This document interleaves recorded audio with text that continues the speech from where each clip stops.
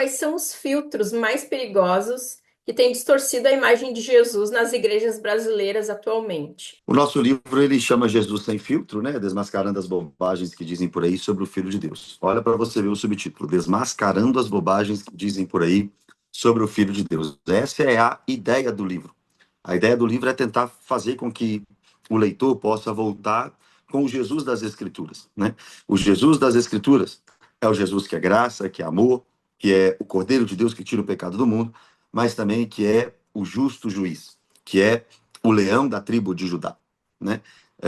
O Jesus que as Escrituras apontam não é o Jesus que simplesmente perdoa pecados, mas é o Jesus que exige santidade.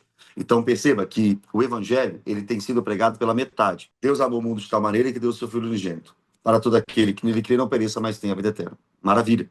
Esse é o Jesus que muitas vezes é pregado. Mas, por outro lado, quem não crê já está condenado. Então, qual é o maior filtro que a gente tem que tirar do Jesus pregado hoje?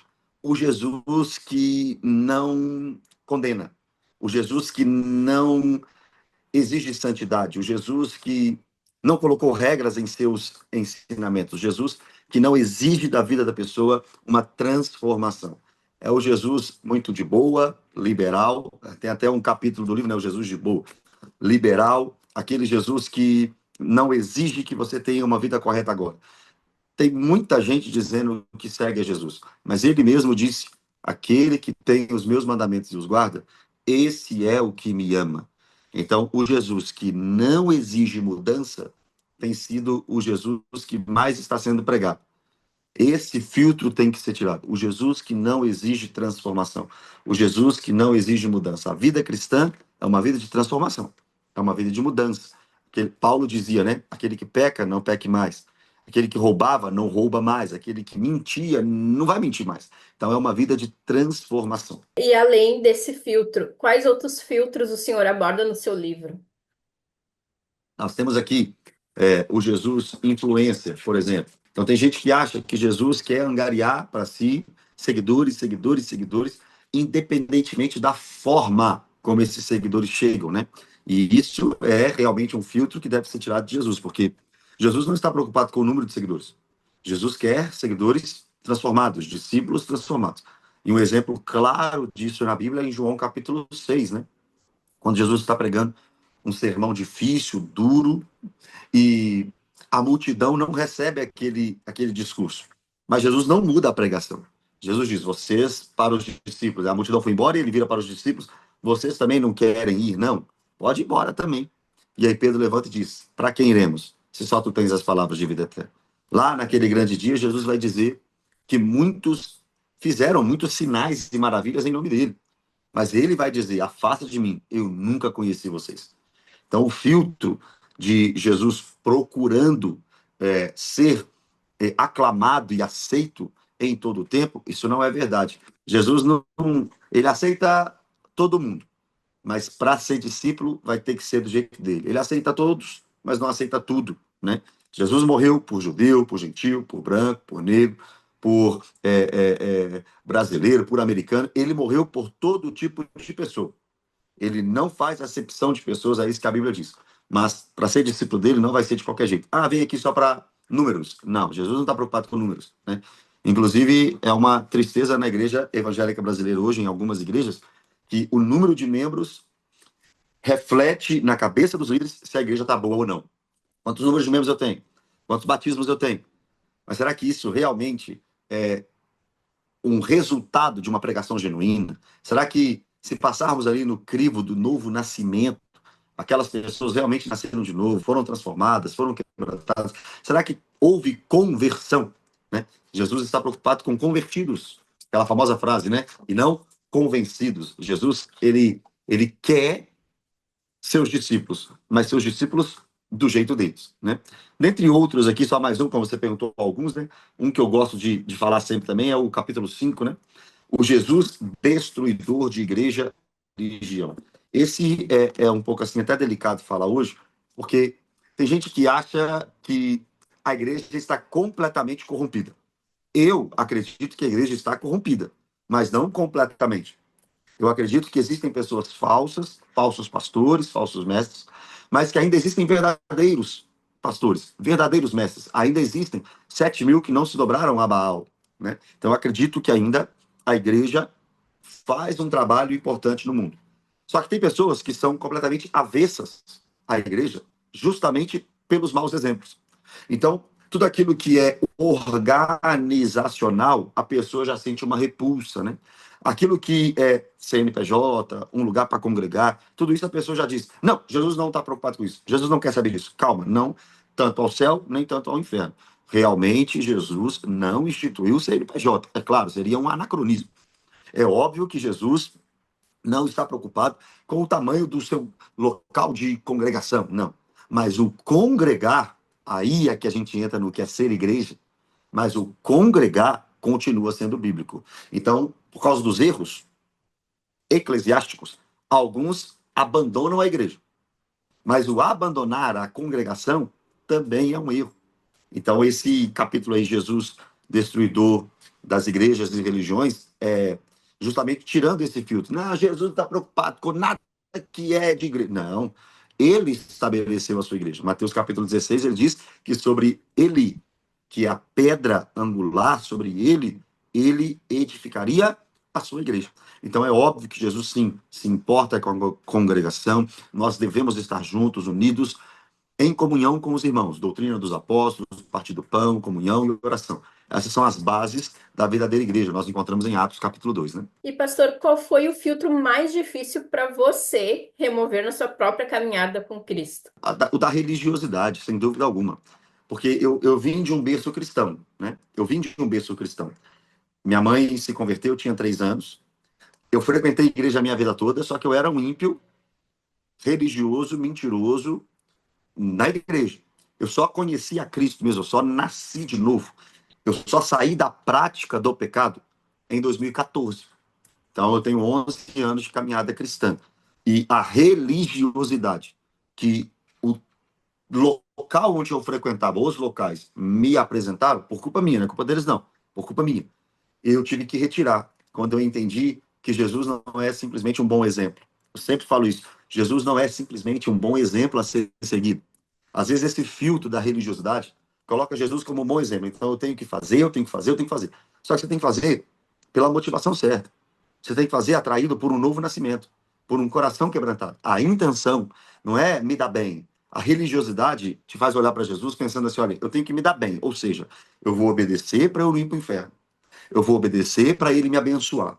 Eu vou obedecer para eu ter um resultado. A religiosidade te faz olhar para um Jesus que te traz resultados. E aí, quando você compreende quem é Jesus de verdade, você tira esse filtro da religiosidade, do legalismo, e começa a encontrar o Jesus que é não apenas um bom exemplo, não apenas alguém que pode te dar alguma coisa, mas o Jesus que é o seu Senhor. É isso que nós precisamos compreender. Jesus não é só um bom exemplo. Jesus não é apenas um homem, Deus, que veio a essa terra para deixar um exemplo. Jesus é o Senhor, ele é Deus, ele é o Todo-Poderoso, o Alfa, o Ômega, o princípio e o fim. Jesus é Deus. E como Deus, ele é o nosso Senhor. Nós somos propriedade dele. Quando nós pensamos assim, fica mais fácil de caminhar a vida cristã. Segundo os estudos que tem feito, em poucos anos o Brasil vai ser maioria evangélica. Você vê um risco, real de termos uma geração toda que realmente não conheceu a Jesus ainda? Sem dúvida alguma. Tem um pastor que eu gosto muito na internet que diz assim: olha, essa é a geração que mais tem evangélico, mas é a geração que menos conhece o evangelho. Sem dúvida alguma, está crescendo o número de adeptos à doutrina protestante. Isso é um fato, não tem como negar. Todas as pesquisas apontam para isso, né? E como você bem disse, parece que em pouco tempo é possível o protestantismo superar o catolicismo romano, né? Isso é uma realidade. Agora, vamos bater palma para isso? Em parte sim, em parte não. Vamos olhar o copo meio cheio, né? Tem pessoas que estão conhecendo a Cristo. É verdade, é verdade. Só que eu temo dizer que a maioria não. Hoje, com as igrejas, né, vamos dizer assim, a modernização das igrejas, o evangelho tem sido diluído. O evangelho não tem sido pregado. O arrependei-vos não é anunciado. Quando a gente está num culto, por exemplo, você vê um monte de gente indo para a igreja, indo lá na frente, né, como eles dizem, aceitar Jesus, entre aspas, né? Eles vão lá na frente aceitar Jesus. Só que, qual que é o apelo? Qual que é o apelo? Vem para Jesus que sua vida vai mudar. Vem para Jesus que você vai ser uma boa pessoa. Vem para Jesus que ele vai abrir portas para você. Isso não é apelo. Apelo é Atos 2. A multidão é que fazia o apelo. Pedro pregou, arrependei-vos, arrependei-vos, arrependei-vos, Jesus Cristo é o Salvador, só nele a salvação. A multidão disse, Senhor, então o que faremos? Perdão, Pedro, o que faremos? Então o que faremos? A gente quer isso aí. O que a gente tem que fazer? Aí Pedro diz, arrependei-vos, e cada um de vós sejam batizados, né? Então, a forma com que o evangelho é pregado hoje atrai muitas pessoas, mas atrai interesseiro. Eu estou doente e Jesus vai me curar. Eu estou desempregado, Jesus vai me dar um emprego. Eu não tenho condições financeiras, Jesus vai me dar. Eu estou solteiro, quero casar, Jesus vai me dar uma esposa. Então, assim, isso é que tem atraído as pessoas, né? Não a mensagem do arrependimento. Você é um pecador, está indo para o inferno. Você desobedece à lei de Deus, você é inimigo da cruz de Cristo, filho da ira de Deus. Sobre você permanece a ira de Deus, João 3,36. Você só tem uma saída, é Jesus Cristo de Nazaré. Esse é o evangelho, né? E por ele não ser tão pregado apenas rosas, né? Tem uma música, eu sou cantor, não, mas tem uma música que diz assim, pregadores de rosas, pregue os espinhos também. Pregue que Deus é amor, mas é justiça também, né? Então esse evangelho dos dois lados aí não tem sido muito pregado, então a massa está crescendo, a massa está crescendo. Só que está crescendo com fermento mal, né? Com mau fermento, como diz a Bíblia, né? Está crescendo, está inchando. Eu sempre digo que a igreja brasileira não está crescendo. A igreja brasileira está inchando. Isso é um perigo. Nem sempre inchar significa um crescimento saudável, né? E para o senhor, é possível crescer em número e profundidade ao mesmo tempo? O que Não, a igreja brasileira precisa rever urgentemente? assim, é possível? Claro que é possível. Sem dúvida alguma é possível. Por que eu sei que é possível?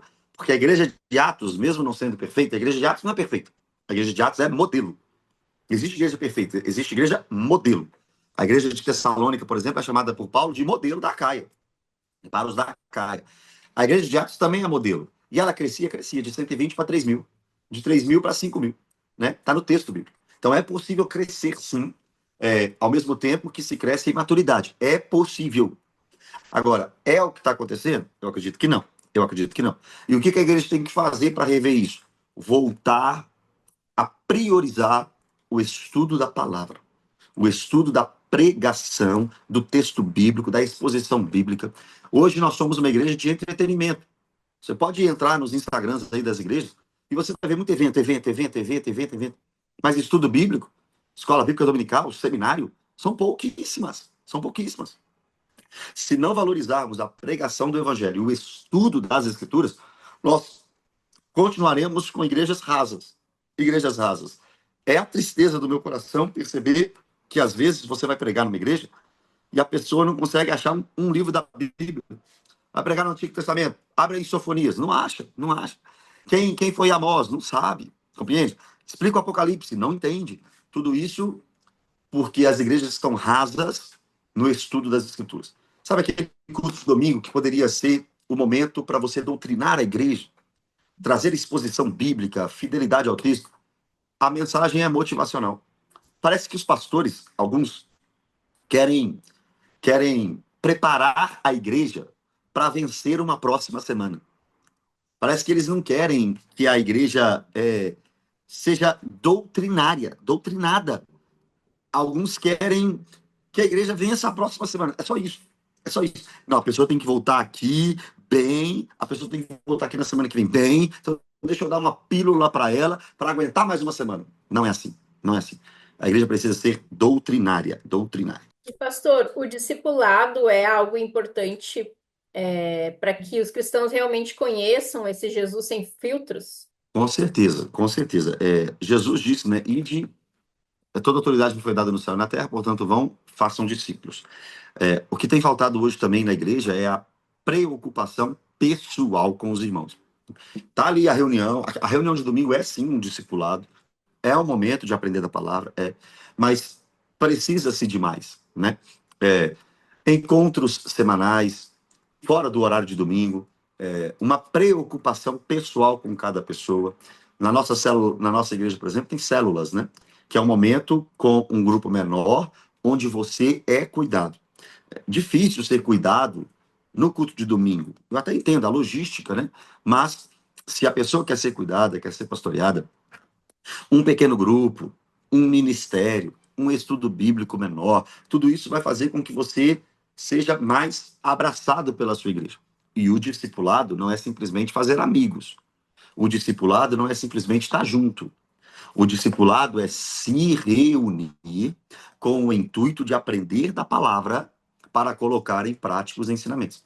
Porque senão vira só um grupo de amigos. E não é isso. Discipulado não é grupo de amigos. Discipulado é o momento onde você está sendo treinado por alguém, pela palavra ou através da palavra de Deus. Né? Tem faltado muito isso e, infelizmente, é uma realidade. Muitas pessoas vão na igreja e não são discipuladas, não são acompanhadas, né? Umas porque não querem, tem gente que não quer, tem gente que não quer. Outras porque, de fato, falta essa visão na igreja, né?